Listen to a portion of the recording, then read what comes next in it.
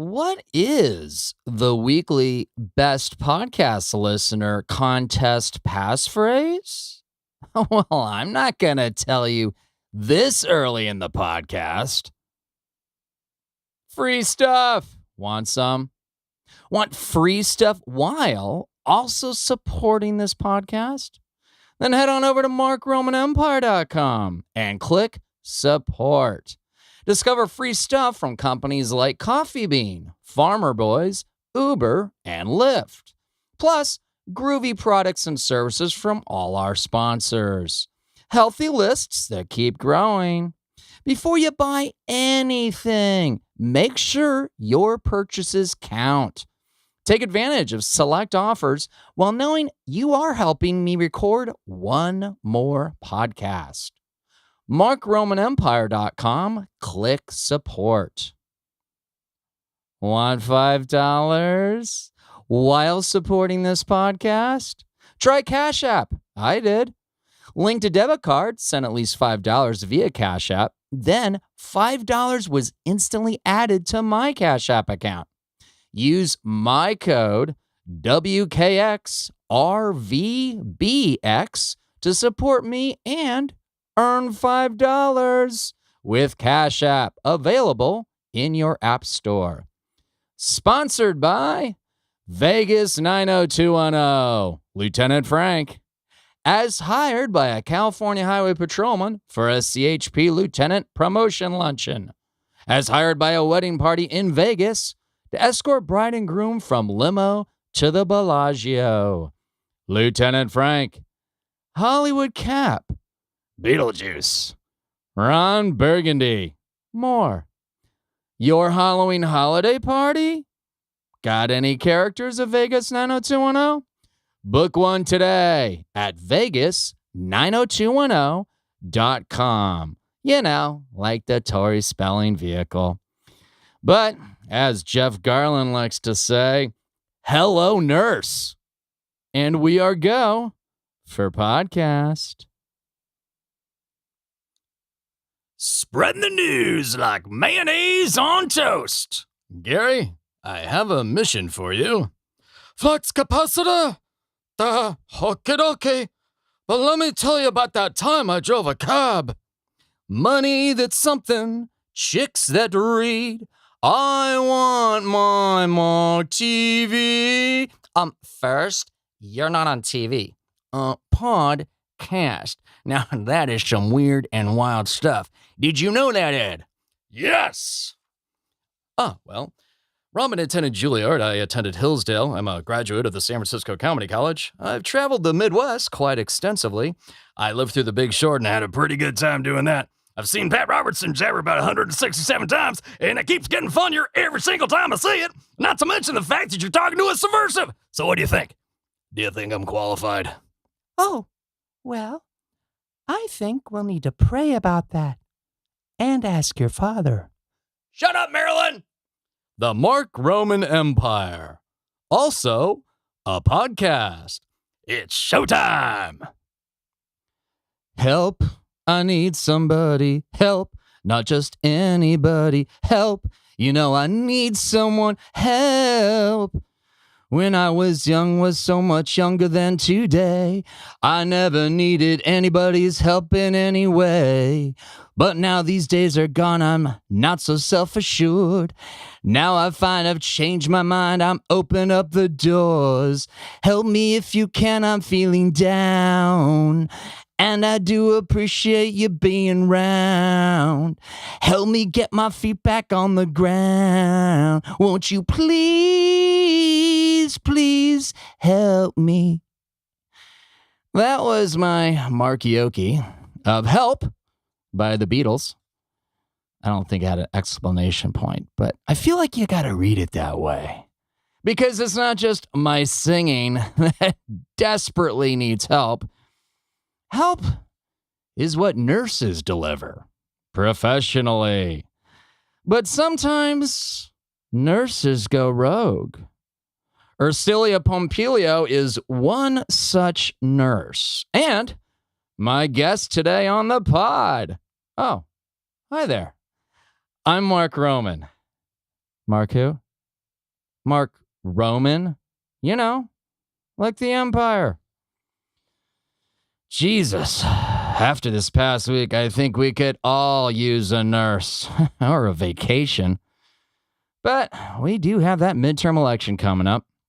Our American right to literally shuffle the congressional deck. All of it.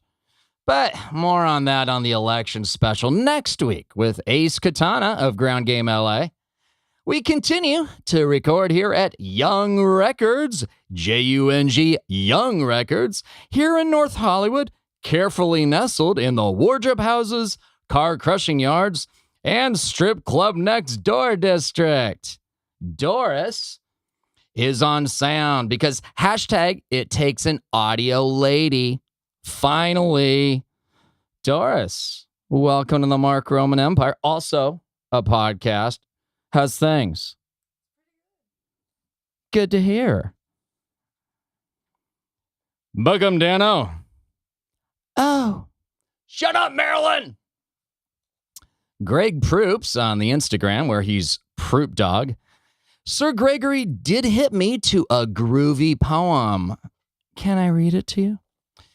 This is from Wendy Cope, the poet. Differences of opinion. 1. He tells her. He tells her that the earth is flat. He knows the facts, and that is that. In altercations fierce and long, she tries her best to prove him wrong. But he has learned to argue well. He calls her arguments unsound and often asks her not to yell. She cannot win. He stands his ground.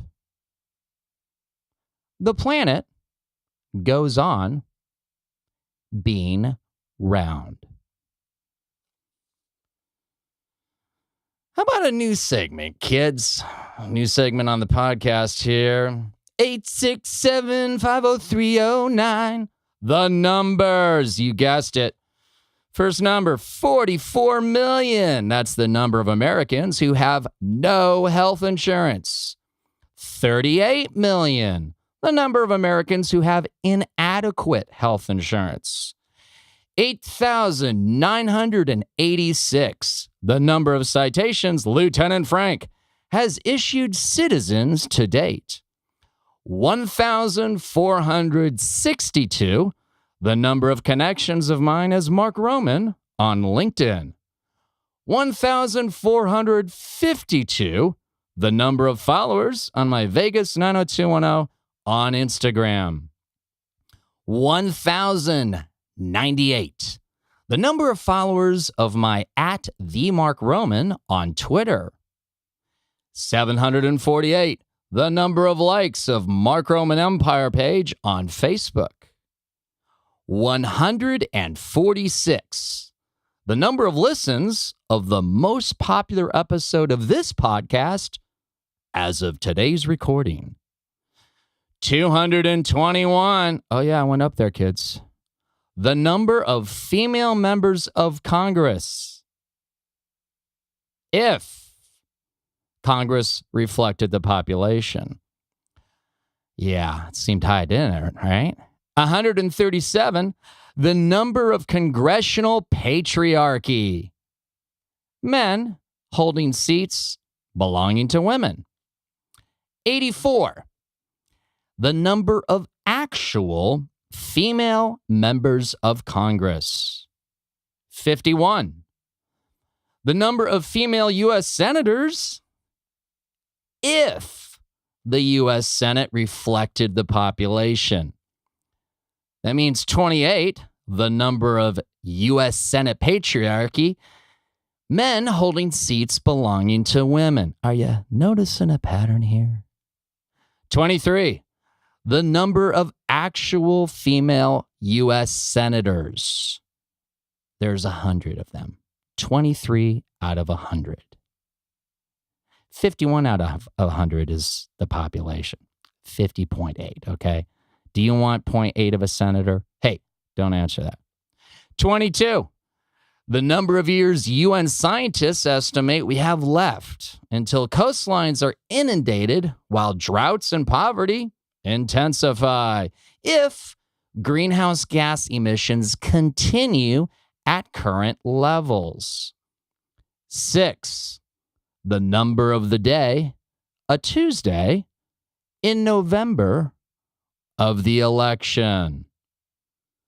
We got another new segment on the podcast. A lot of firsts today. Wow. Yeah. Did you get the memo? Breaking news. This just in. Lee Koch.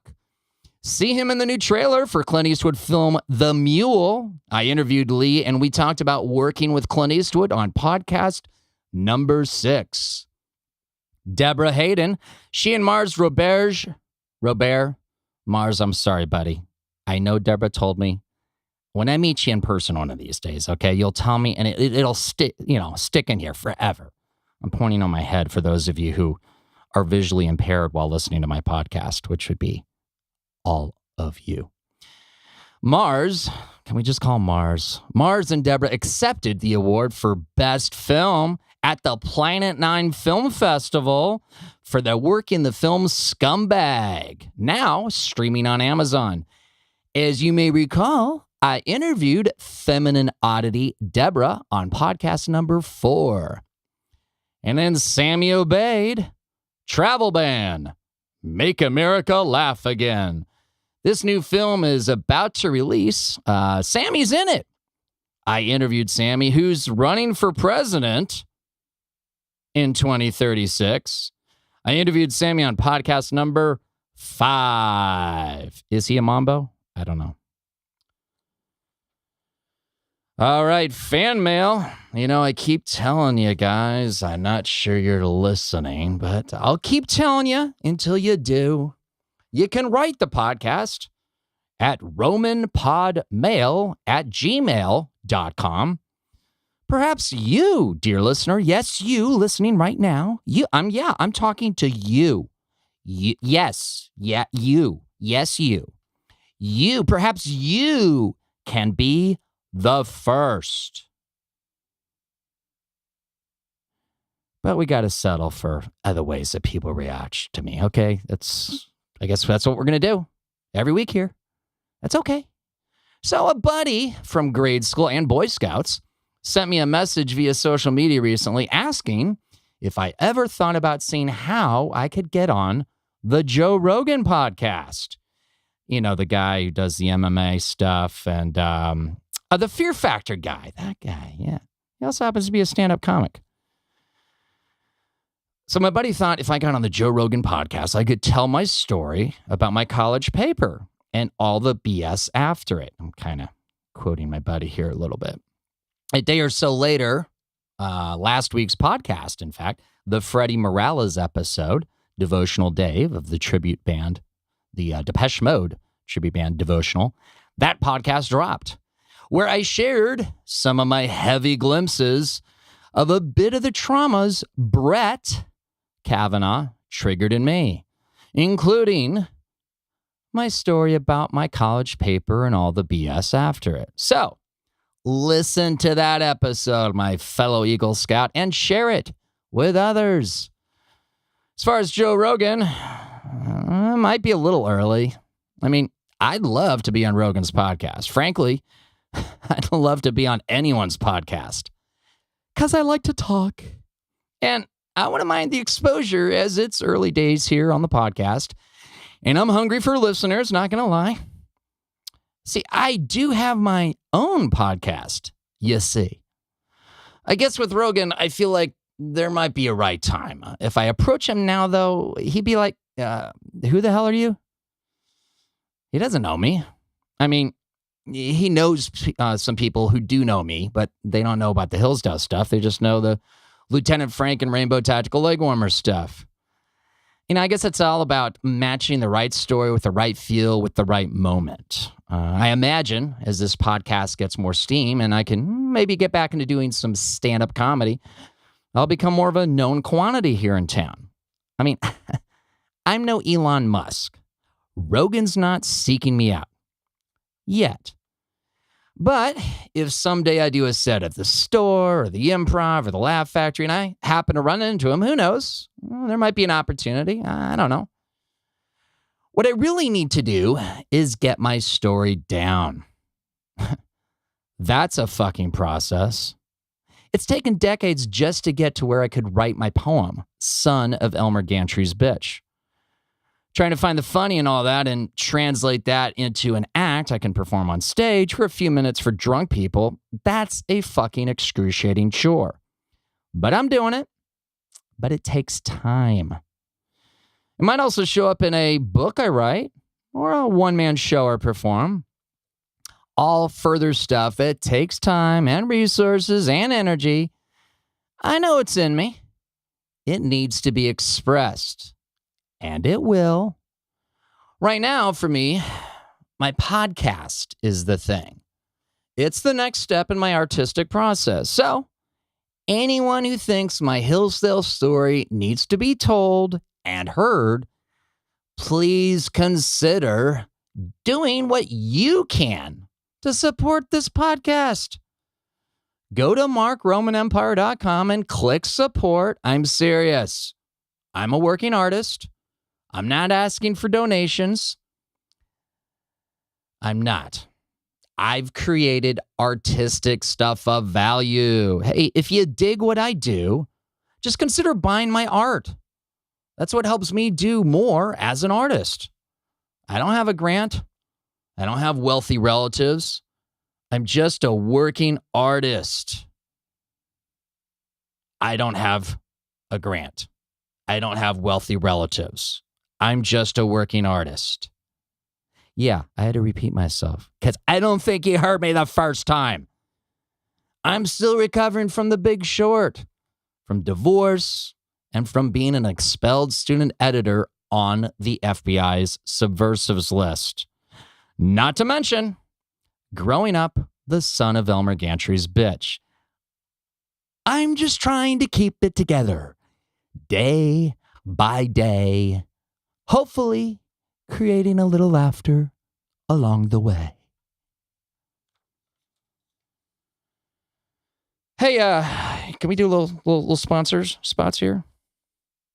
Hey, when's the last time you explored the podcast website, markromanempire.com?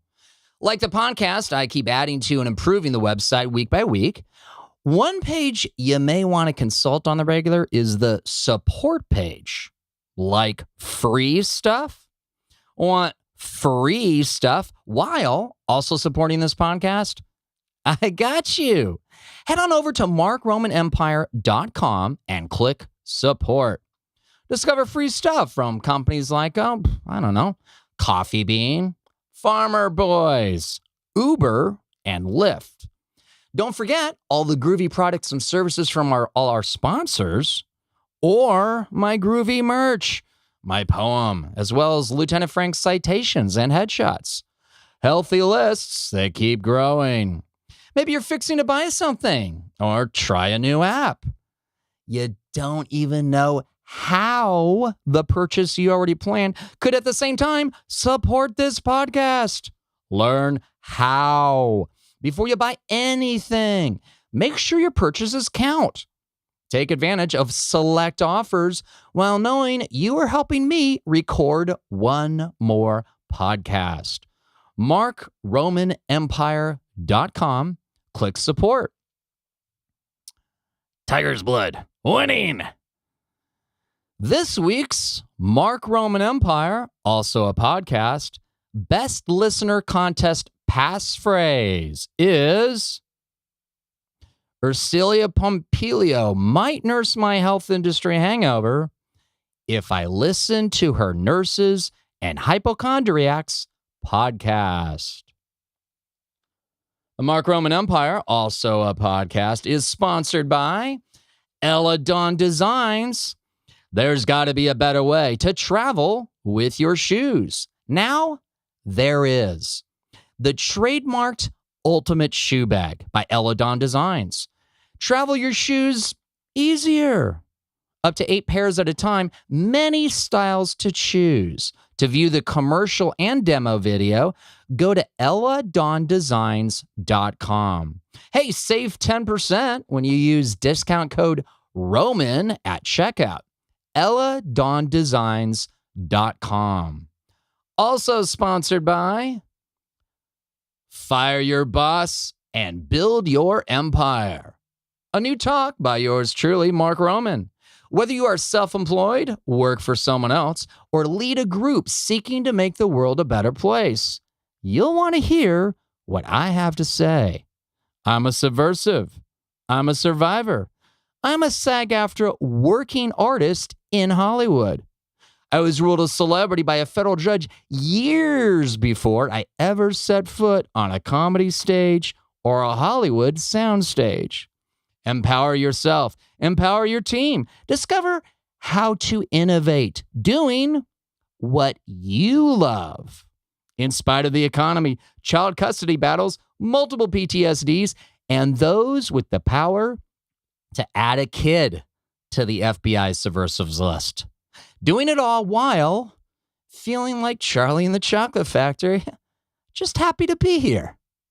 Consider speaker Mark Roman's new talk, Fire Your Boss and Build Your Empire. I am Mark Roman. For more information, including fee and no fee options, go to themarkroman.com and click speaker. Okay. I hope you guys, did you hear? Did you hear? I snuck it in there. The best listener contest passphrase, which kind of begs the question, what is the weekly best listener contest? Glad you asked. When you go to markromanempire.com and click win, here's what you'll find. Contest, weekly best listener, qualifications, no purchase necessary. There's 9 things to do. Is it complicated? Hey, it's worth it. Okay, pay attention here. Number 1, subscribe to the census. There's a link to the census, so you can do that. Number 2, print the MRE, that's Mark Roman Empire, podcast flyer, also a link there, so you can print that flyer out. Number 3, you'll want to post that printed flyer to a groovy visible location, like social or bulletin boards in real life, okay? Community, park, office, etc. Number 4, take a selfie with your posted flyer. Number 5, post on Instagram, Facebook, or LinkedIn with the hashtag Mark Roman Empire. Just one hashtag, okay? In front. You know how to do hashtags. I don't need to tell you. Well, some of you. Don't get me started. All right, number 6, tag Mark or the MRE podcast on Instagram or Facebook or LinkedIn. Pick your favorite, okay? And I got links to who I am on each of those platforms or those social media platforms so you can figure out how to tag me, all right? Number 7, like or follow Mark or the Mark Roman Empire on the social media where tagged. Number 8, reply to the week's census email. Are you getting that? Did you get one this week on Monday? If not, go back to step 1. Anyway, back to step A. Reply to the week's census email with 2 things. A link to your social media post that you just did in the previous steps.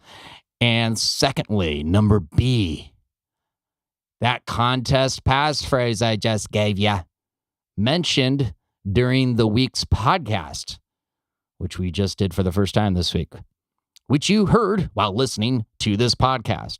You getting it? Okay.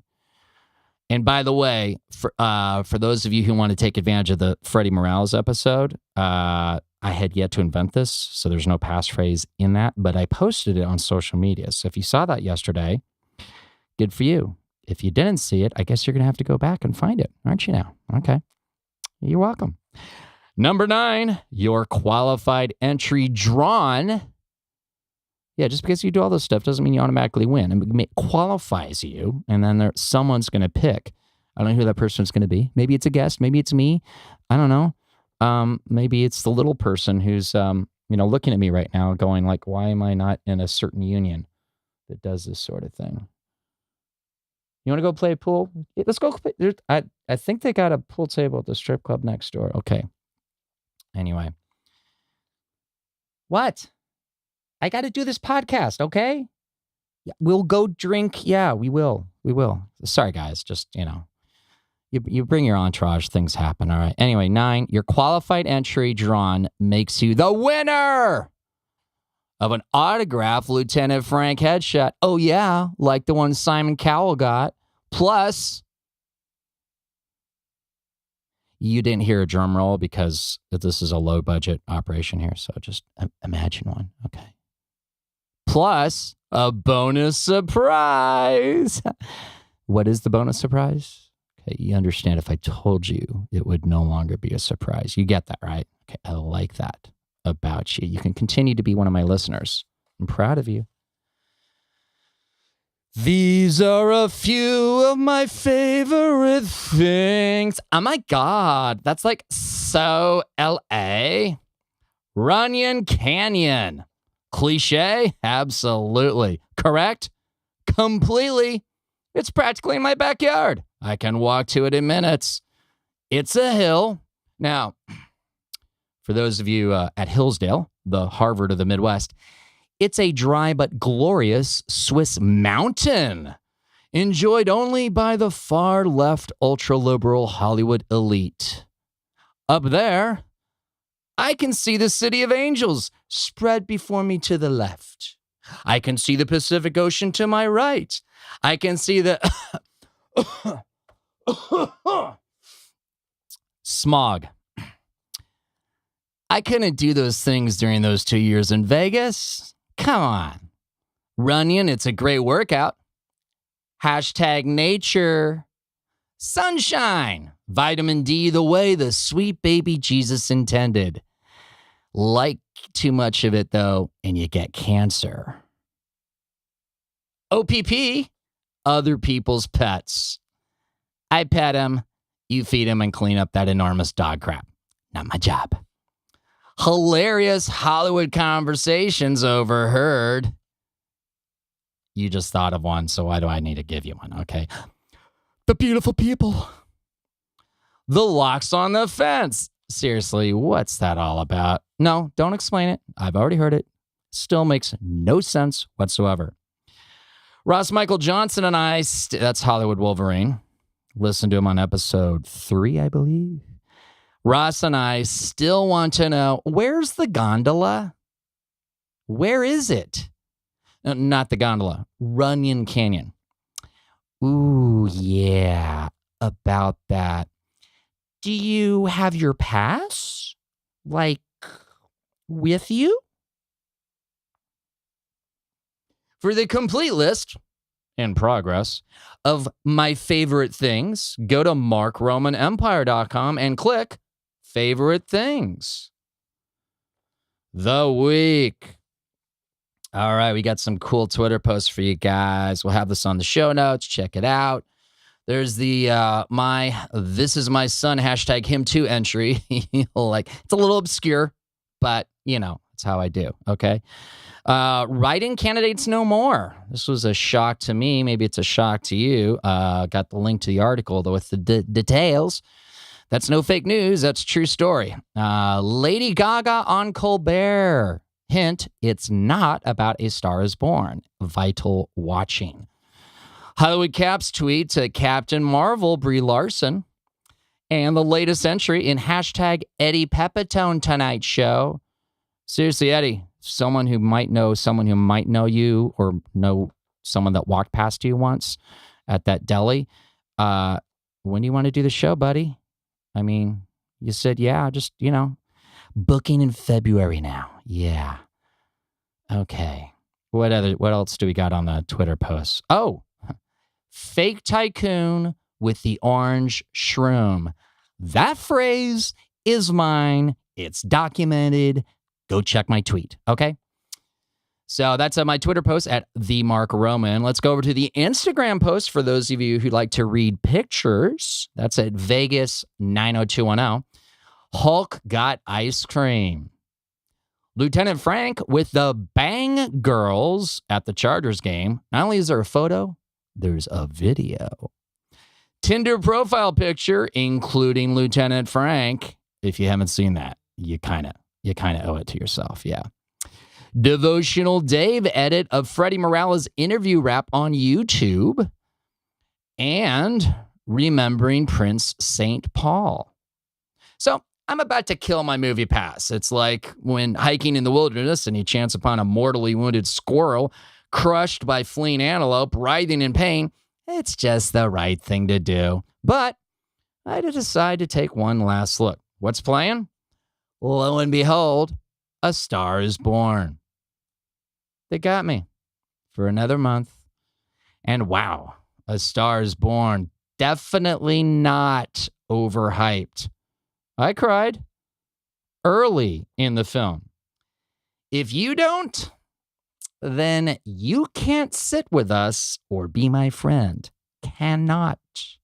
Maybe you should be my attorney or agent. But I know you are a heartless Cylon. Now, ever since Bradley Cooper's frat boy, I love to hate the Wedding Crashers. I mean, I've been struggling to not like him. The struggle is over. I give up.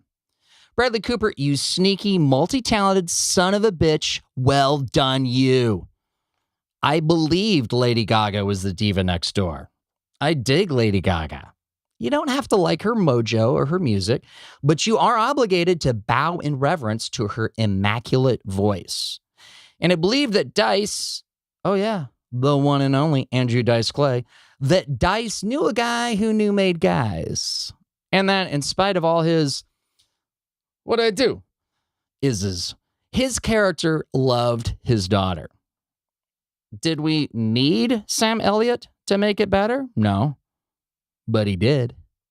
Sam could read Ryan Seacrest's psychiatric file, and it would sound like medically induced butterflies carrying you to a neverland of milk and honey and manly unicorns and bourbon that tastes like champagne.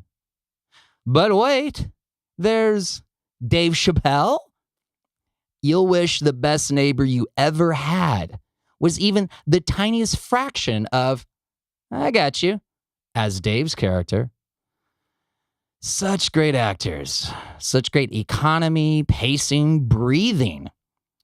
Brad Cooper brought simplicity back, and it crashes into you like a stampede of horses storming across the prairie.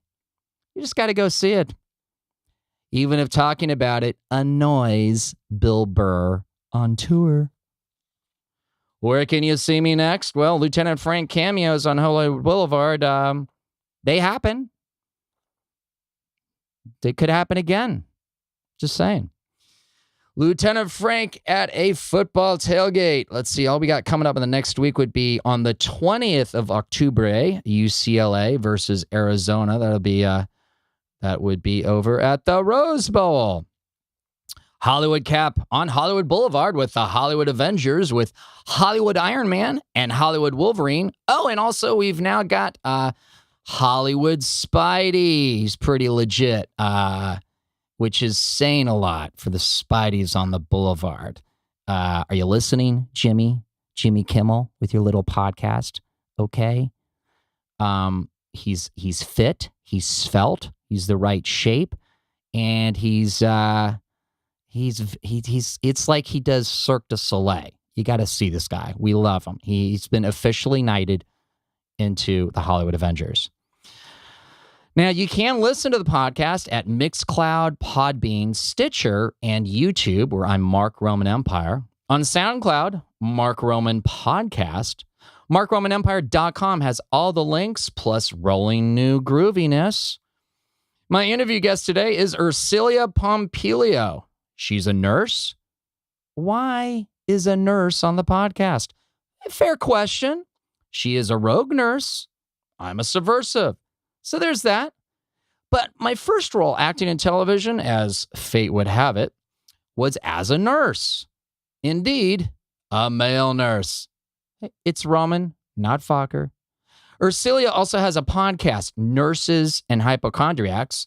Students can even get college credit for listening to her podcast, right? We'll certainly delve into that a little. She's been podcasting longer than me, so I've been grateful to learn a thing or two from her about the world of the pod.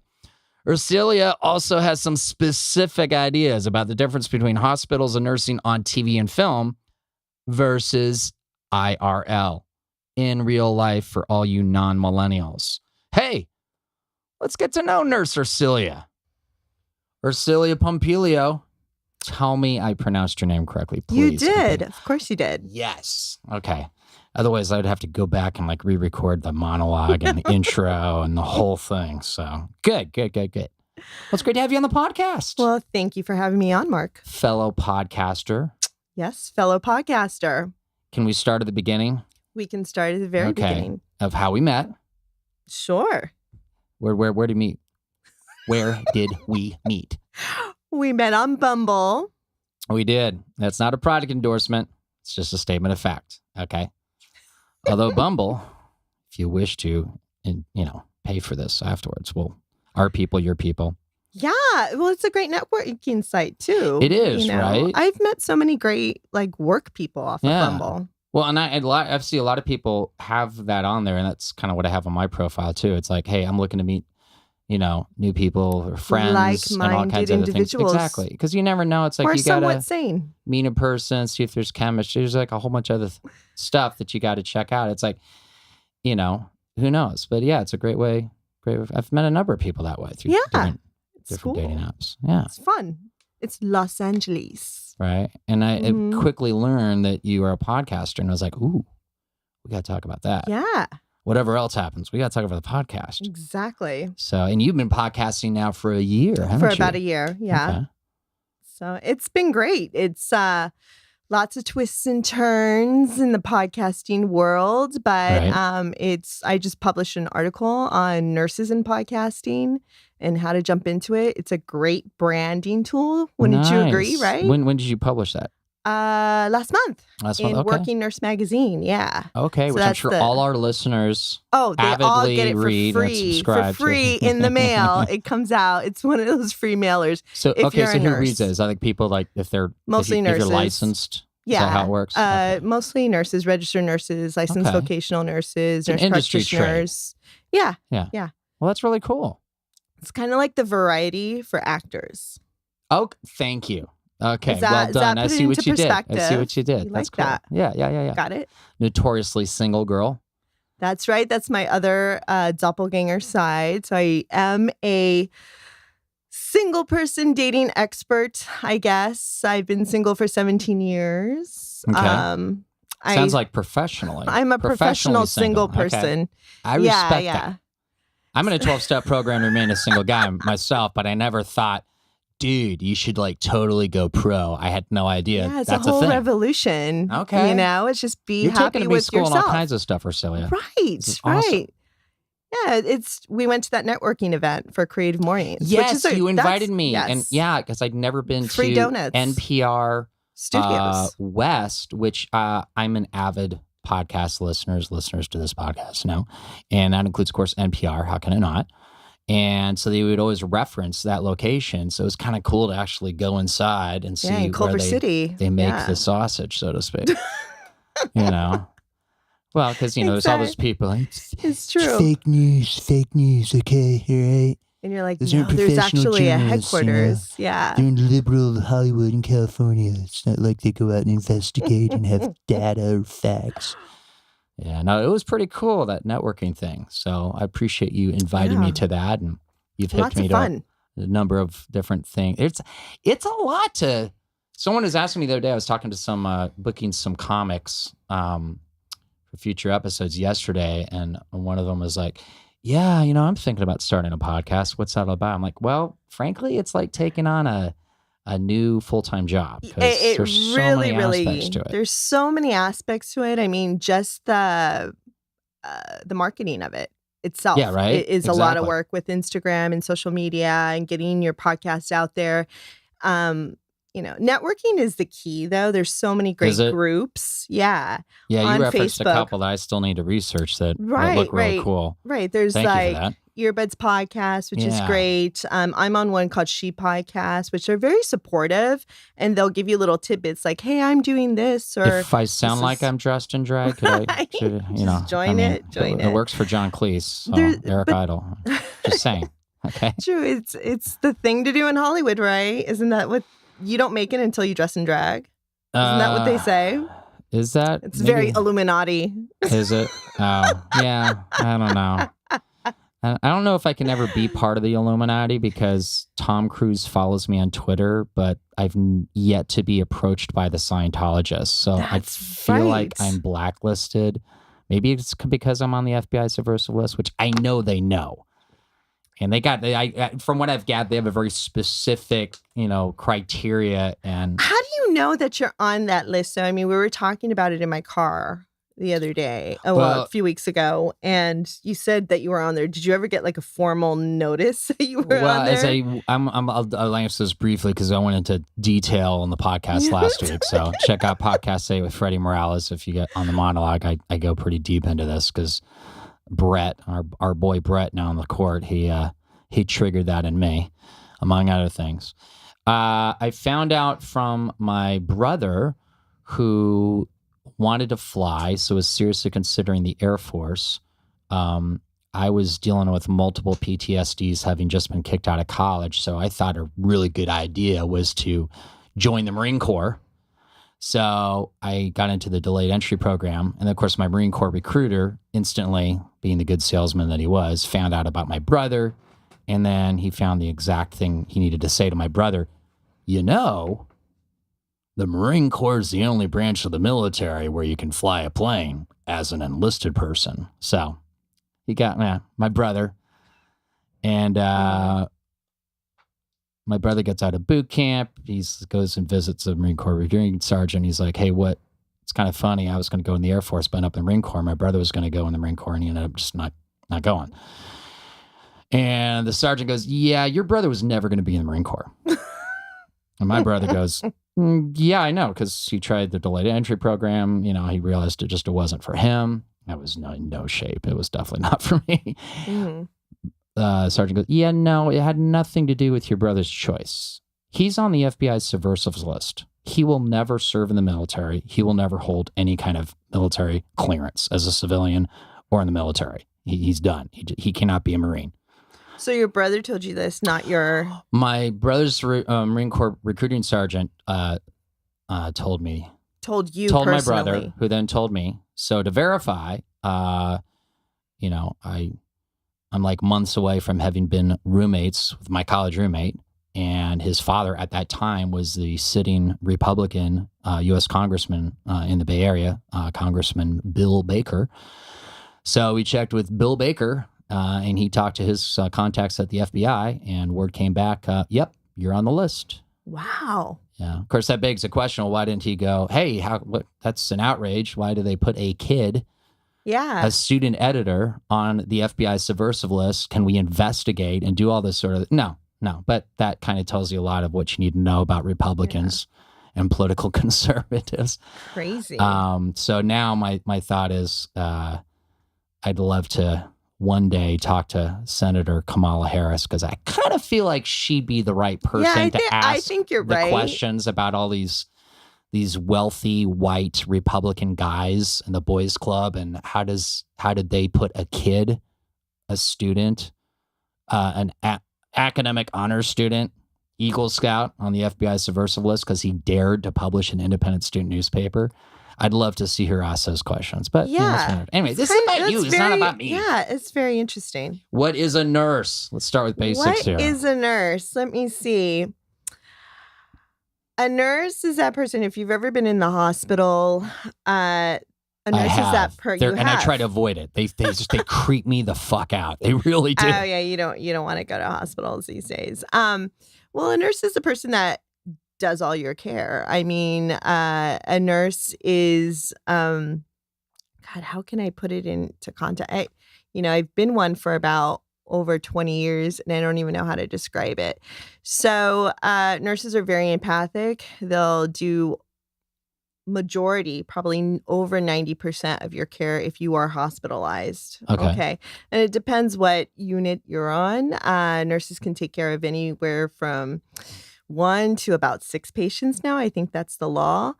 And so the doctors will write the orders. More than 6, sorry to interrupt you, but I want to make sure I understand this.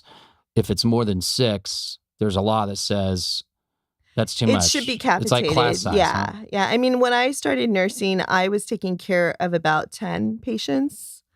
Wow. Yeah, 8 to 10. And my nurses it sounds had like about a lot, 30. but I don't know. What would you that's consider a lot. as a number? It's a lot because you're doing all the care. I mean, you have a nursing assistant if you're lucky, and they'll do all the bathing and changing of the linens, diapers, adult diapers, whatever.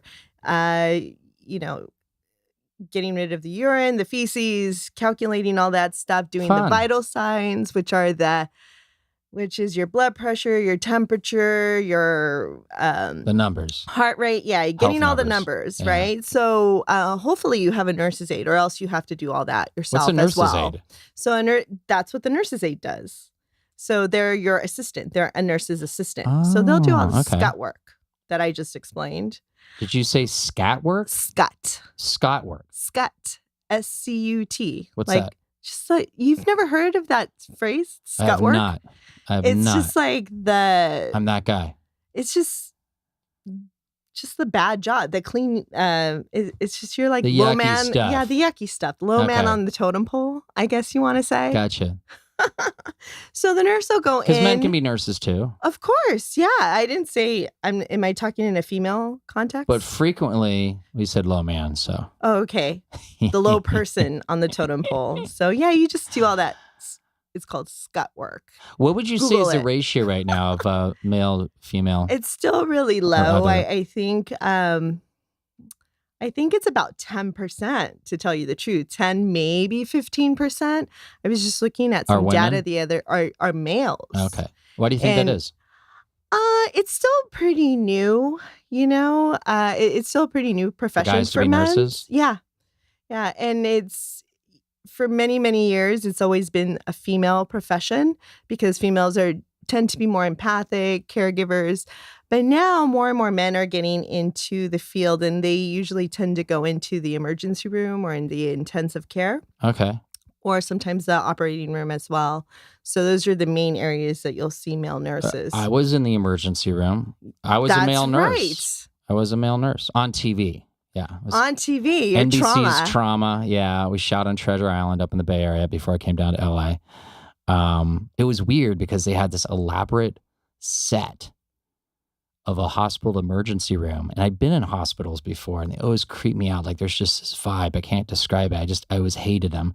And that vibe was gone. And seemed really odd because I felt really comfortable.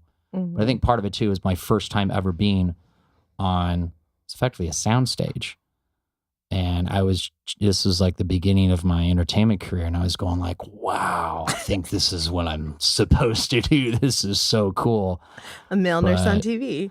I started into my first TV was, and I did TV before film. I was a male nurse on TV. That's cool. How many NBC. Episodes were you on? Maybe 2. Uh-huh. It was background. I didn't have lines, but they just gave you stuff to hold and run around with. Yeah, you're running around in the emergency room pretending to shock people. I think I got a screenshot of a nanosecond of they're rolling the new patient in that just got, helivac'd in, and everyone's rushing around. It's intense. And, I'm kind of like intense nurse in action, wiping the frame for a milliteenth of a second. That's a word. Yeah. So super cool. Well, that was back in the heyday, 2009, didn't you say? Or what year was that? Yeah, somewhere around there, maybe 2010. But see, I was a fake nurse. And let's talk about, you actually have nursing credentials. What are your credentials? Well, I'm a pediatric nurse practitioner. So what does that mean? So that means This is how I used to explain it. If a nurse and a doctor were to have a baby, then I would be it. So they would have a nurse practitioner.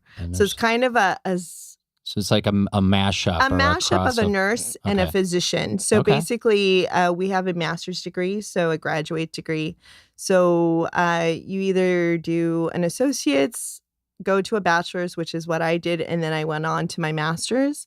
Master's degree is about 2 years of practice, and we have to do about, I think they upped the clinical practice now, but we have to complete about 600 hours of clinical practice before we can go ahead and get our license to practice on our own. So we work in collaboration with a physician, but how that works is we do work we can see our own patients. We assess, we diagnose. I have a DEA license. I can prescribe. Wait, what's a DEA license? DEA. Drug Enforcement Agency? Yes. Oh, wow. Right. So it's so that theoretically you won't be prescribing tons of opioids like certain doctors with the huge help of certain pharmaceuticals that just got covered by 60 Minutes again. Right. I saw that on the Colbert Show, actually. Yeah. He was It's been going on them. forever. There's been like all kinds of stories, but like nothing seems to be done about it. So right. That's a whole other That's a whole other rabbit hole. That's not only another episode of a podcast. It's an entire brand new podcast to like go deep dive on. It really is. You can go and I haven't done that on my podcast yet, but I will. Oh, you haven't yet? So no, it's coming. It's coming. Yeah, because that might put you on the FBI's subversive list. I'm just I know. Well, if I'm not, I don't think I am, but I kind of feel like our nation's owned by the pharmaceutical industry. Among it is. I used to work for Big Pharma as well. Really? Yeah, I worked as a nurse consultant. I mean, going What's back. That? What does that mean? Well. So I was hired You're squinting like there's the official story of what it means, and then there's what you actually did. And they're not exactly the same thing. They're not the same thing. Okay. So basically, so there's salespeople, right? Yeah. Pharmaceutical sales reps. Okay. And they weren't... They make bank. Well, I think back in the day they did. If you worked for Pfizer and you sold Viagra, you did. I remember before The Big Short that a lot of people would like leave the mortgage industry and went into pharmaceutical. Yes, because you could make like well over 150,000, almost 200,000. People were paying off their mortgages, buying homes, and but then now not really. They were legit drug dealers. Yes, especially in the opioid crisis at the beginning and the mid to early 90s going on.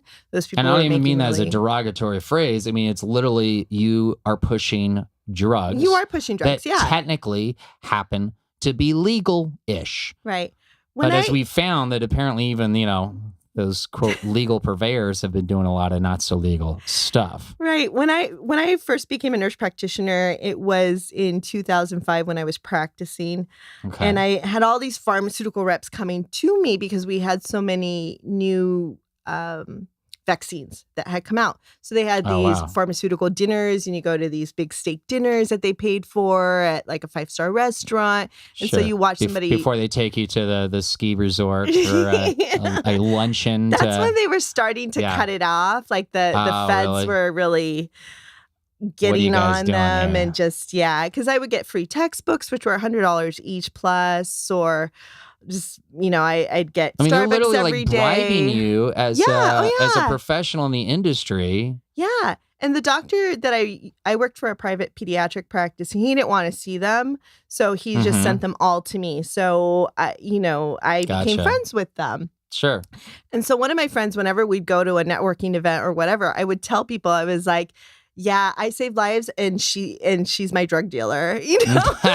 How did she react? She did not like that very much. Ooh. She's like, I sell vaccines. I sell vaccines. I make the world a better place. I save lives. I'm like, all right. Okay. It's your story and you're sticking to it. We get it. Well, and I would see these people in their nice little suits and their free cars and their free gas cards. And, and that's all they would do is like take people's stuff like food and drink and free gifts. And I was like, I want to do that too. It reminds me when I was in the mortgage business, we'd have these title and escrow company reps, and like that's the same kind of thing they do because they're schmoozing because they're trying to get your business. Yeah.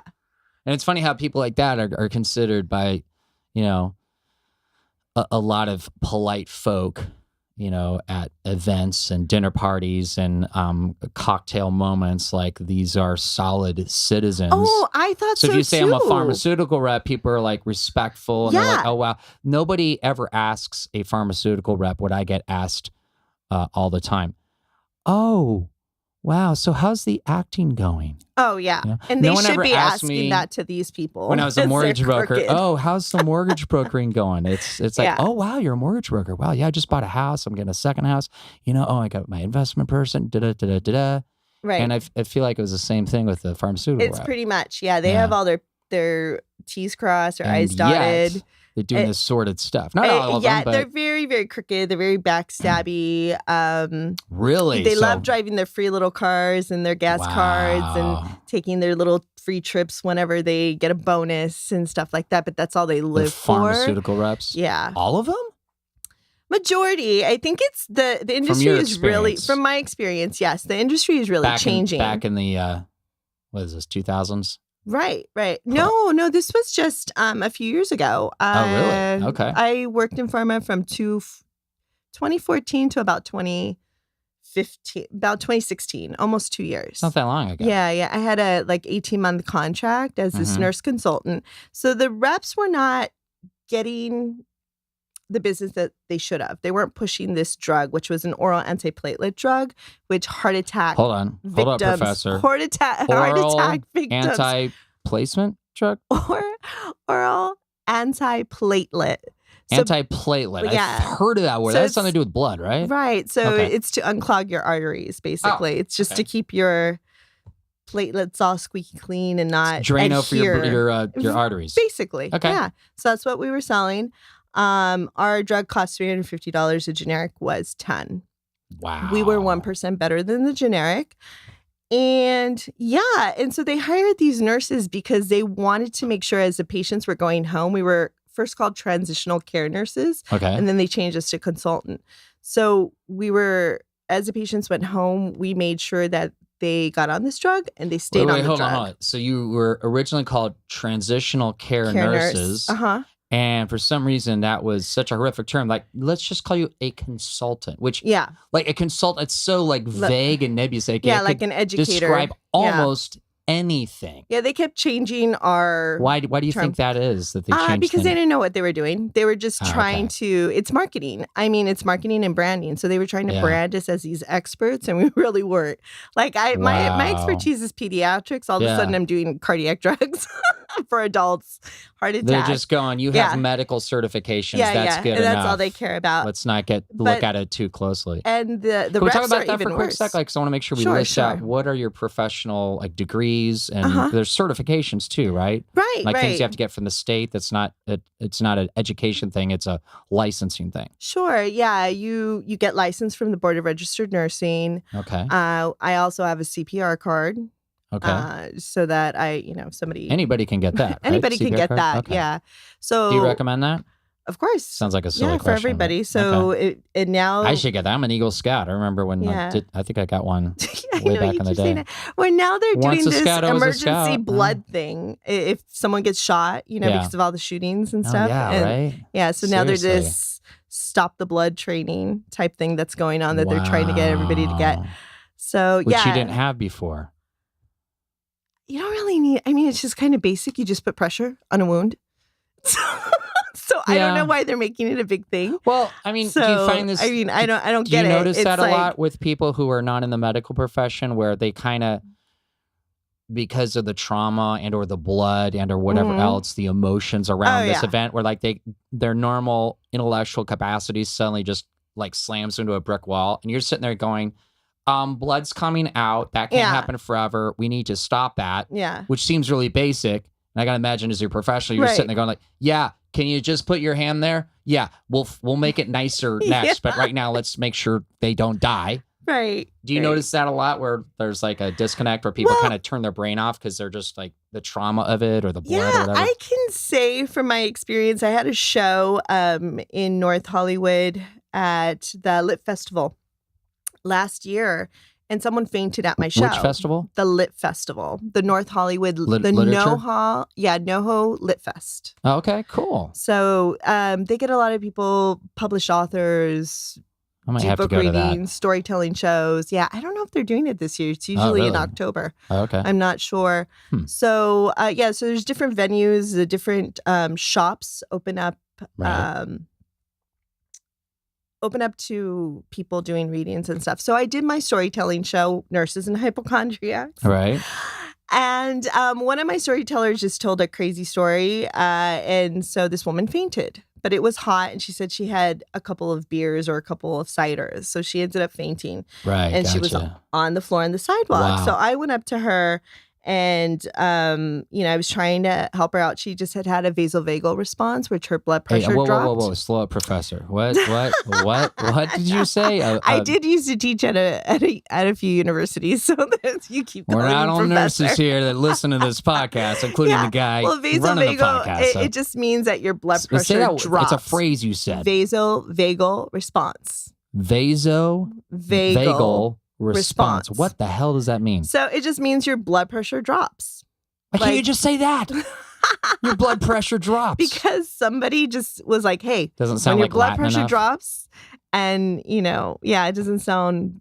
That's definitely professional jargon. But hey, every industry has it, so I can't get upset. You know how it is. Sure. So she dropped on the We floor. have grips in the film business, Right. We have best boys. It's like, I don't even want to know what that was. Craft services? Even before Kevin Spacey. No, never too soon. Never too soon. Yeah, craft services too. Like, really? We do arts and crafts? No, it's snacks. What? Yeah. Why don't you just say snacks? I don't know. Exactly. Why This don't craft you just say services food? is shorter. Just food. Right. Like food. Right. It's the same thing. So I just had to get some ice for this woman just so that she would come to. Yeah, what did everyone else do? She faints. People were just looking at her on the floor. And why do you think that is? I don't know. I think people are just checked out, don't care. So I walked into a venue and there was a reading going on and I asked for ice. Nobody moved. Nobody did anything. So I had to scream and I go, I need ice. Somebody's on the floor. And somebody gave me a pack of ice real quick and I put it underneath the woman's neck and she slowly started coming to. She basically had just fainted. Yeah. So, and she came to and she was feeling a little bit better. And I asked her if she wanted me to call an ambulance. She had said no. She didn't hurt her head or anything. She was perfectly fine. And somebody came out and started screaming at me. You disrupted the show. Meanwhile, I'm sitting on the floor with this woman. You don't have to yell. You disrupted the show. How dare you There's do that? There's a medical emergency. And I'm just like... Someone is unconscious. I go, are you serious? Are you serious? Wow. I used to work at Disneyland, so that happened a lot. You know? I guess I can imagine, yeah. So yeah, that was like kind of my job, like going out into the You had to public and saving Captain Marvel people. up. Yes. And take command, take control. All the time. Meanwhile, we just got through a thing a week ago where, people like to say things like man up. Okay, what were all the men doing? They're standing around doing nothing. Yeah, and yelled at me. So and then my storyteller was like, "Do you think it was a guy me?" yelling at you? It was a guy yelling at me. Of course it was. Yeah, it was a guy yelling at me. Wow. And then my storyteller was like, "Do you think she fainted because of my story?" If that doesn't symbolize exactly what's wrong with our country and our civilization there, I don't know what it's pretty succinct. I don't think so. It's the weather, and she had a couple of ciders, and she wasn't feeling well. She didn't eat. It's a confluence of conditions that. Yeah. Sure. Wow, but you had to charge in there, take command. Yeah. Or else, it could have gotten worse. It could have gotten worse. Maybe she hit her head. Who knows? Yeah. That happens on my shows. This is why I don't do live shows as much anymore, because something would always happen. Medical. Are you serious? Yeah. In Denver, we did a There'd show. There'd be a medical emergency while you're doing a live. Wow. In Denver, we did a show at a bar called the Bicycle Cafe, which is cool. They have a... That sounds cool. Yeah. They have a bar, a bike of course they do. Fixing place, and then they... but that's awesome. And a cafe. Nice. Yeah. So it's 3 things in one. It's super awesome. Get your bike fixed, have a beverage, get some lunch. Yeah, or watch a show. And Awesome. So I want to go. It's super cool. They are awesome. Shout out to them. Copy that. In Denver, they were great. So in 2017, it was the end of my show. I had put my friend on, who's also a nurse practitioner. Right. She'd never done a storytelling show or comedy before. Okay. Finally, after 2 drinks, she was like, oh, yeah, I think I can do it now. So she takes the mic and she has like a million stories. Okay. And so all of a sudden, the owner comes over to me and she's like, can you come over to the cafe? She's like, some guy just fell on the floor and hit his head. She's like, and I think he's on the spectrum. Wow. So I'm just like, sure. So They I knew go you were over. a nurse. Well, I'm having my show, Nurses and Hypochondriac Storytelling. I mean, the owner knows I'm a nurse because, you know. It's kind of hard to avoid. Right. I'm the producer of the show. So, Wow. and I think there was about 3 nurses there. We had an x-ray tech. Who else was on the show? And the other ones were just patient Why call stories. an emergency responder when you have one already on the Everybody's scene? here. Yeah. And there happened to be... Well, since you're here... That's what it was. She's like, I just want you to make sure. She's like, make sure that he's okay. So I went over there. He was already sitting up and there was a physician assistant there looking at him. And I was like, oh, cool. So I went and I asked him a few questions just to make sure. I did a mini neuro exam, just asked him his name, if he knew where he was, what day it was, date, time, stuff like that. So he was fine. And he did seem a little bit on the spectrum. He did have a little bit of a cut. And he didn't want to go with the ambulance. And I go, I think you should go, and just to make sure that you were okay and stuff. So, and then I went back to do my show. And as we were closing the show, the ambulance came. So it was a great ending to the show. And my friend she loved the mic. She's like, this is so cool. And she just, it was suddenly her show. So it was great. Crazy. I was like, so you don't do live shows anymore because not so much because it kind of was. I don't want to call it a curse, I mean, it's almost like you attracted. Well, it's just like the knowledge because there could be a medical emergency happening within a block of here right now, but we have no way of knowing it. We have no way of knowing and those people don't know there's a nurse here, so exactly. They're not going to come and be like, hey, come knocking on the door and go, we got a situation here. Now, people will come up to me. Because I do comedy, they'd be like, "Hey, I got a really funny joke for you. You might want to. You can use this in your act if you want." So it's like they have advice. Now I'm curious. My sense is like you as a nurse, when people find out about, they do like we're just having the podcast. Like they enlist your aid without like hiring you. They're like, "Can you come do some community service over here?" Oh yeah, all the time. Or do you find people like tell you what to do, or is it pretty much like? I've got this pain in my lower back. Do you know what that might be?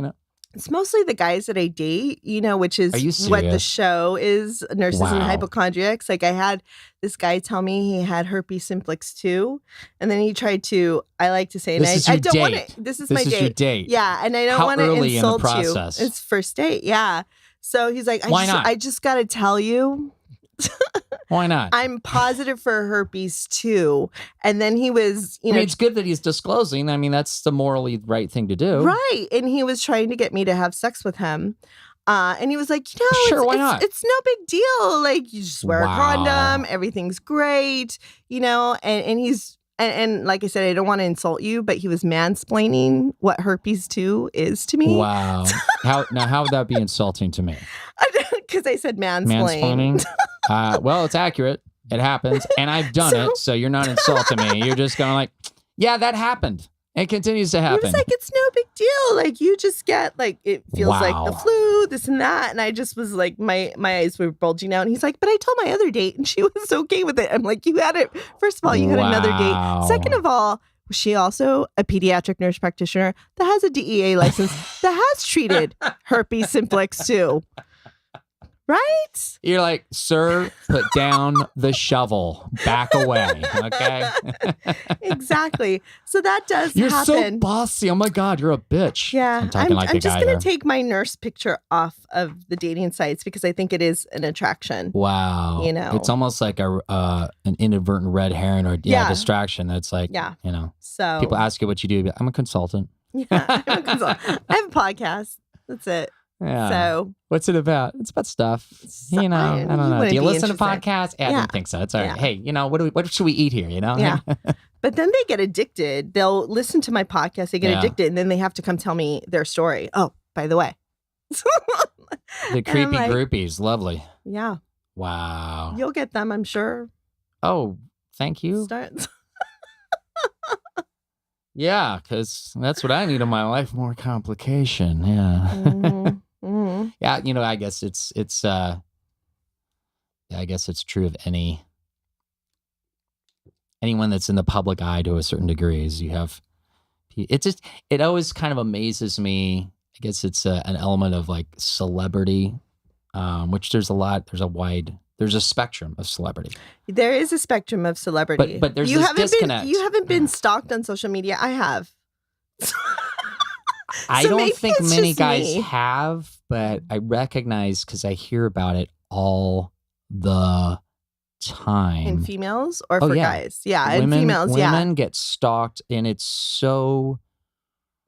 almost like... Your engineer is nodding, so see, she knows. Yeah. No, it's like my buddy, who's African-American, he and I are having a conversation, and some white guy walks up, and he chimes in with a question that was just like clear-cut racist. And I'm like, whoa. And this is during like kind of a business thing. So it's like, all right. And this guy ended up being kind of generous. So to the benefit of my buddy. But afterwards I asked my buddy, I'm like, did you hear what the hell he just said? And my buddy's like, it happens so often. It just kind of goes in one ear and out the other. And I feel like that's the way with women, especially with Kavanaugh. It's like whether it's being assaulted or raped or stalked or catcalled. What else can I add to the list? What am I missing? Like, if I feel like nearly every woman has encountered that, if not once, many times in her life. And just the culture is such that you don't talk about it, you ignore it, somehow it's your fault. And it's not until now with Me Too that we're finally going, it's not your fault and it's kind of not cool and we should probably stop doing this, guys. Yeah. It's also embedded in our culture. It's embedded in our history as well. Going back even to the Roman times and stuff. I mean, my name is Ersilia, which was Romulus's wife. Remus and Romulus, the two founders of Rome, and the way they raped and pillaged the Sabine. They raped and pillaged the Sabine village, and that's how they got their women to come over. So fun times. Wow. Fun times. That's where it all kind of comes from. I'm glad you brought that up since we are on the Mark Roman Empire, exactly. Also a podcast. Yeah, but it's true. But that, so I don't think people realize that. And if you look at Greek mythology as well, it's really in that as well. Oh, also, it's insane. So it's all in that. So it's kind of embedded in the culture. So I mean, this is great that what's going on, but it's going to take a whole lot more because this is centuries and centuries and centuries. It's from the dawn of civilization. Right. And suddenly we're like, maybe we should finally address this. Yeah, no. In 2018. I mean, I'm a white guy, so I get it that like there's a lot I don't even like recognize or get because I haven't experienced it. It's not familiar to me. But I feel like it's incumbent on me to fucking listen for a second and not get all defensive and all, oh no, how does this hurt me? It's like, I'm a dude. I'm not the one who's being hurt here. Right. And there's this whole process that's going to have to unfold and it's probably going to take a very long time. So yeah, I agree with that. What would you say if there was a guy listening right now who's like, and you're a nurse, a guy listening right now who thinks, what could I do to make things better so women can feel safer and a little bit happier just in general, living in society? What could these guys do? I think it's just be themselves. I really feel I was on another podcast, which was more of a dating podcast, and we talked about this, and it was two males that were the hosts. And the thing of it is, I don't think men know what to do anymore, how to approach a woman. And you'll see on social media, they'll be like, hey, beautiful, you're so sexy, you're so gorgeous, you're so this, you're so that. Well, how do you know that you've never even met the person? So there's a lot of love bombing, And I think it's just be normal. and approach the person and say, hey, my name is so-and-so. What are you into? Just like you're not even talking to a female. You're just talking to maybe a gender neutral person. Right. I don't know. I don't know what the solution is. I think, men have been taught through rom-coms, and you should know this. You're in the film industry. For those of you who attend Hillsdale College, rom-coms are romantic comedies. Yeah. Jennifer Aniston's not always involved, but right. Might be. And they're taught that they have to, chase this woman and do all this stuff. And once they get the her, knight in shining armor. Right. It's the knight in shining armor. And it's all about the chase. And once you get her, it's like, then it ends and then they move on. Either there's no more adrenaline or there's, the prize isn't as great as they thought. And they have to go on and get that same adrenaline high. Interesting. It's very Pepe Le Pew. Pepe Le Pew is going after a cat that's not even in his same gender. Right. And she's like, get away from me. And he's like, oh, I just love her so much, this and that. And she's just repulsed. It's a comedic children's cartoon about stalking. And that's probably putting it very kind. Right. And you got to think, men have been ingrained, it's like programmed almost, that this is how they're supposed to act. And that's all they know. Yeah, but is that an excuse that a guy can go, hey, this is how I am. This is how they made me. So, deal. But men do that. Men do that, and they won't change. So I hear it all the time. I talk to someone. They can change, though. Exactly. They don't realize that. Man up. They don't realize that. I talked to one. Is it so scary that to me as a guy, like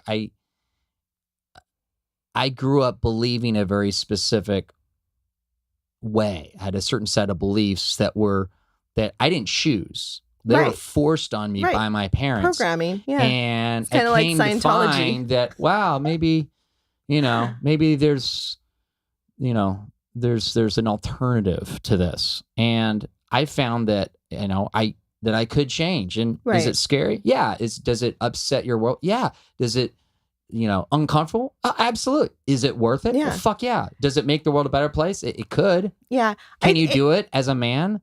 Yes, any man can do it. I'm just speaking as a guy. So it's true. It's uncomfortable because it's no longer familiar to you. I mean, anytime you get out of your comfort zone, you're just like, wait a minute, I'm doing something new. I mean, even for you, you're doing a new, I have facial hair now. I used to be clean shaven and wear a fake mustache. Now I got this full on because Thanos happened. So I got this full on beard, and that's a change. Right. And I've adapted to it. So it's like I don't get as a guy. Well, you have to adapt to many roles. Threatening to men, the notion that our civilization is at a point where we're going, all that stuff we've been doing, maybe that wasn't such a hot idea. I don't know. Guys, as a guy, I'm telling you, you can change, you can listen, and it's not about your daughters or your nieces or your sisters. Think about it as if you were a woman. Or Joe Rogan makes an interesting analogy. He'll tell guys, think of yourself going into a gay gym. Yep. Do you feel all those eyes? Okay, that's what it's like for every single woman on the planet, only every single moment of her life. Get it? I agree. Guys completely. Can change. It's just change. Guys own the culture right now. I ran through the numbers about just our friggin' Congress. There's a bunch of seats held by men that they shouldn't hold if this is a democracy and it's about reflecting the population. Our Congress has never reflected on gender remotely. So you have these guys that have seats that do not belong to them. It's interesting that you bring that up. I'm writing an article that's just now. It's just math. It's not like, I'm not being a man hater. I'm happy being a man. I don't want to transition to a woman. I'm okay with people who make that choice. It's just not mine. I'm really happy being a dude. But as a dude, I can sit here and look at the math and go, fuck, this is not a democracy. Right. Because where are all the women? Where are all the women? Because there's more women in this country than there are men. It's 50.8% based on, I think it's the 2011 is the last census. So, And like I was saying, I'm writing an article on nurses it's okay. Nurses getting into politics, because the Gallup poll, they did a Gallup poll and they found that nurses were the most trustworthy profession. Okay. And I think it's 5 years in a row, 10 years in a row. I forgot what the study said. So I'm like, so why aren't we more running for politics? You know why? Because we call people out on their shit. That's why. Interesting. Which we wouldn't take the bribe. We wouldn't take the bribe. Most of us wouldn't take the bribe. What's it like as a nurse working with, wait for it, doctors? Well, as a nurse practitioner, I have to work with physicians all the time. And when I started in my career as a nurse, of course, I always got along. I never had any problems. I mean, occasionally there were some that were very egotistical, maybe on the spectrum, which they're finding out now. There's a lot of surgeons who are kind of on the Asperger's spectrum where... Oh, interesting. Yeah. So they're only focused on one thing, which makes them really good doctors. They're specialists. They're genius. But and they're great. I mean, absolutely who else is going to be... shitty interpersonal skills. Thank you very much. And that makes a lot of sense. Right. Well, because they're genius assholes that will save your life, but you don't want to live with them. You don't want to be around them. You don't want to go out and have a beer with them. You don't want to go skiing with them.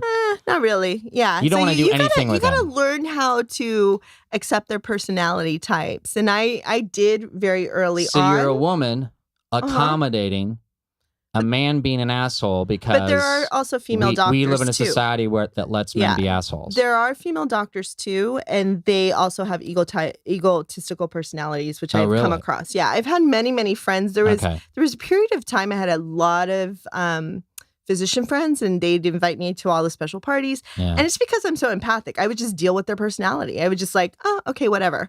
So I was like their sidekick. I was kind of the Robin to their Batman. Gotcha. So that's kind of how it is. And if you're that type of personality, you know that this person has to be the one in charge. This person has to be the one in the room. This one has to be getting all the attention. And once you're okay with that, you're just like, whatever. So you're catering and accommodating. Exactly. So that was my personality, you know. And as a nurse practitioner, I have to work with a lot of them. I tend to get along with them very, very well because I have to be able to call them and ask them questions a lot of the times, if I have an admission going into the emergency room, stuff like that. I was afraid this was going to happen. We're running to the end of time. And we got to talk about your podcast. So let's wrap with it because I listened to your first episode, which as podcast creators, we all hate that. But as a podcast listener, I get it because anytime I stumble across a new podcast, I'm like, I want to start at the beginning. I don't want to miss anything. But as podcast creators, we're like, that was like my worst stuff. I actually wasn't doing this. But I listened to your most recent podcast, which we mentioned. About earlier. The ghosts. Yes. Ghosts. I see dead people. Yeah. With my psychologist friend that I met in London. I actually met him on YouTube. And I happened to be in London a few years ago, and we met at King's Cross train station, and he gave me his book on spiritual release, which King's Cross. I think that's a Pet Shop Boys song. Yeah. It's also very Harry Potter. So it's like one of the main train stations in London, I think. Anyway, British. Gotcha. It's British. Yeah. And so he gave me his PhD study work and very interesting. So I just had him on the podcast for our Halloween episode, and he's doing paranormal research in hospitals on physicians and nurses seeing apparitions.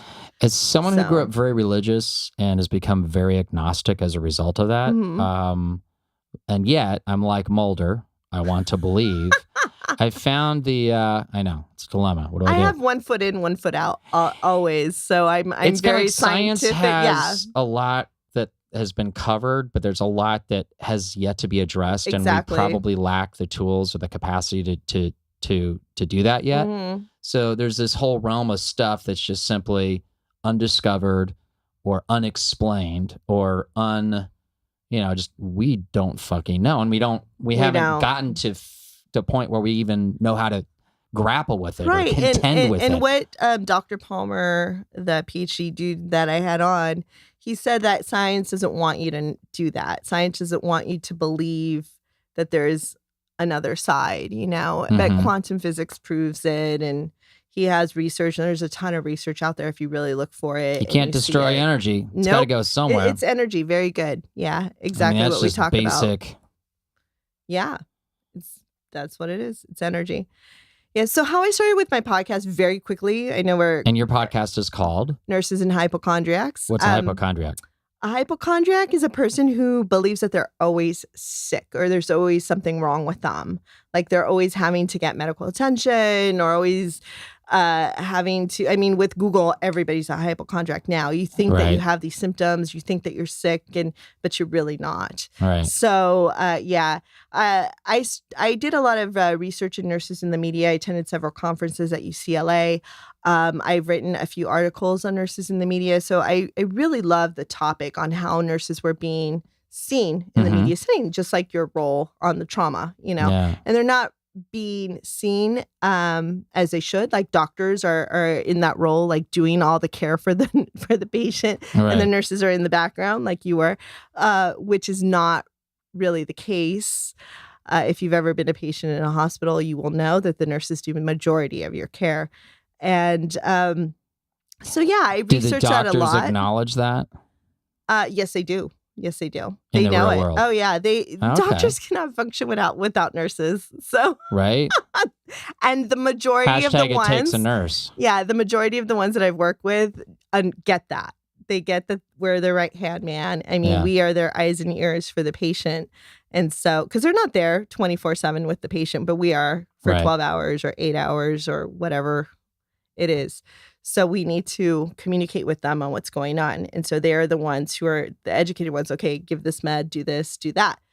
For me as a nurse practitioner, I can do that on my own because I've been trained. So I see patients and I will prescribe and, whatever, do education, whatever I have to. And if I have a question about something, I speak to a physician and I just have a physician look at my charts once a month or whatever. Like they look at 10 of my charts. So that's how I practice. But I function on my own. So I started doing the media thing. I started out as a one-person show because I was dating all these hypochondriacs. So I did 3 performances.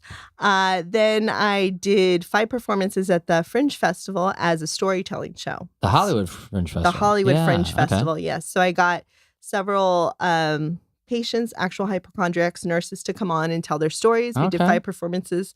We have 13 performances total. The 2 in Denver. Oh, wow. Right. With the event, the medical situation. We just did a mental health. I collaborated with a friend and we did a mental health awareness show called Admitted. So about people's psychiatric hospital admissions. And I started giving continuing education units for people who would come to the show. I was just going to ask you about that. So this is crazy. So people can listen to your podcast and actually get college credit. Well, they get 1 hour of credit going towards their license. So nurses in California. Oh, their state licensing. Yes, their state because we have to do. That's valuable. And we have to do 30 hours of education every 2 years. Oh, so, continuing education. Right. So they could clock in and listen to the podcast for an hour, usually 45 minutes to an hour. So I'll give an hour of credit. That's what I need to do for this podcast. I need to make this podcast continuing education. You should. It is an education of what's going on out there. I mean, the podcast that I'm doing here, it's, my example is Mark Maron with his WTF podcast, which arguably has become the new. He was just in concert. Did you go see his show? No. No. I think this past weekend. I saw him. I was with a buddy at the Comedy Store a few months back, and we were kind of off to the side near the front, and he was like sitting there waiting to go on as Pauly Shore, of all people, was introducing him, which I think was one of my I think that was probably one of the best moments of my life, to see Mark Maron fidgeting, enduring Pauly Shore, Encino Man. Oh, wow. Bringing him up on stage, which he it's not the first time, because Pauly's mom, who's now passed away, may she rest in peace, Mitzi, the legendary Mitzi Shore, that's her club. And it's really? Now, and it's now, I didn't know that. It's now his. So, wow. Oh, yeah. Interesting. So, we're Richard Pryor got started. We did, live on the Sunset Strip. Yeah. That was at the Comedy Store. Wow. So That is pretty cool. Legends Cool have come out of there. facts. So, yeah, I mean, it's I learned a lot about about comedians, about actors, about musicians, about the nitty gritty ins and outs of what does it take to do something in entertainment when there's really no guidebook, and what guidebooks there are really crappy with people with agendas, and it's just either false information or it's wrong information, or and you have a lot of people that just they're incented not to tell you anything that's secrets. Actually helpful. Right. So I found his podcast enormously instructive, and listening to his and other podcasts over the last decade has frankly that I, without knowing it made me, I won't say I'm an expert, but I feel like I have a lot of knowledge that informs my every decision with this podcast that I've created that I wouldn't have had if I hadn't had that experience. So I think it's listening to the right podcast is absolutely valid continuing education. I agree. I bring on like storytellers, comedians as well, actors, activists, and we talk about hot topics. I'm available. Yeah, no, I totally want to have you on. I do have an idea. Okay. So probably since you're an actor who played a nurse, I have a friend who's a nurse who plays an actor, who is an actor. A nurse who is an actor. Yeah, okay. So do you see that? So I was thinking about that. I love it. Let's do it. So I think that would be a fun one to have both of you on. So much more I wanted to cover, but I think we got some of the key things. So where do people go to listen to your podcast? I'm on Podbean and iTunes. So Nurses and Hypochondriacs. You turned me on to Podbean. I'm on the Podbean too. Oh, are you? So you're on Podbean now too? Yeah. I like Podbean. It's not bad. Good stats. It's not bad. I like the stats. Yeah. So it's easy to use. So Apple Music. I need to get on that. iTunes and Podbean. So that's what we're on right now. We're on some other Swedish platform, which I don't even know how I got on there. So we'll have a link in the show notes, but is there apparently there's a lot of hypochondriacs in Sweden. Is there a website people can go to? Yes, you can go to www.roguenursemedia.com. That is my nonprofit, my 501c3. Oh, wow. Okay. Yeah, and also roguenursemedia.com. Okay. So I also have a clip on there of me, my Nurse on the Street bit, where I'm interviewing your people. My people? You weren't there that tribe. day. Your tribe. I think I saw that last time when I was healthcare. preparing. I didn't get a chance to watch it, but yeah. About healthcare, it's on Vimeo, right? Yeah, it's on Vimeo. Okay. I interviewed it's also on the website. So I interviewed Freddy Krueger, Darth Vader. RogueNurseMedia.com. Yes. So it has that little clip on there. That was done in 2015. So it was fun. So Ersilia, thank you so much, Mark. Yeah, it was lots of fun. Nurse Ersilia, my sister podcaster. Well, that just flew by. Hope we covered all the important stuff, but I guess I'll pick up a little bit. I guess she's having me on her podcast, Nurses and Hypochondriacs. Looking forward to that, and she's just been a great pal, fellow podcaster, kind of showing me the ropes here as I'm the freshman, I'm the newbie. Hey, show notes are at markromanempire.com for any links or other groovy stuff that was mentioned. And thank you for your patience with that. You can listen on Mixcloud, Podbean, SoundCloud, Stitcher, and YouTube. Please follow, like, and share. Those really help our numbers and our metrics in getting new audience and advertisers. More platforms like Bullhorn, Spotify, and yes, Apple Music, what used to be iTunes, in progress. Discover how to support the podcast and claim your free stuff at markromanempire.com. Click support. Fire your boss and build your empire. My new talk for groups. Go to themarkroman.com and click speaker. All groovy ways you can support the podcast because no empire was ever built without a little commerce. Want special deals? Join my mailing list, the Mark Roman Empire's Census. What kind of deals? Well, last week's census members enjoyed 2-for-1 on my autographed poem, Son of Elmer Gantry's Bitch. What deal would it be this week? Well, whatever it is, it will only be available to those of you included in the Mark Roman Empire census. To join the census, go to markromanempire.com and click census. Twitter at the Mark Roman. Instagram, as ever, at Vegas90210. You can email me. You really can. At the podcast here at romanpodmail@gmail.com. Oh, I feel like I'm starting to get a cadence here with the podcast. You guys think that's what's going on? I don't know. I think so. I really liked A Star Is Born. Things are good. I think things are good. Are things good? I think they're good. They're good. Yeah. I got to hike Runyon again. Farewell until next week. Remember Clownolin and Prince St. Paul. I am the Mark Roman.